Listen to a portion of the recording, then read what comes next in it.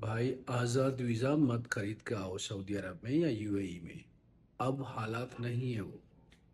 आज़ाद visa वाले के visa खरीदिया 8-10 lakh में, आगे कमाना शुरू किया, काम नहीं है, लोग परेशान है बेचारे। मैं देख रहा हूँ, बहुत परेशान है। वहीं एडजस्ट हो जाओ जहाँ हो।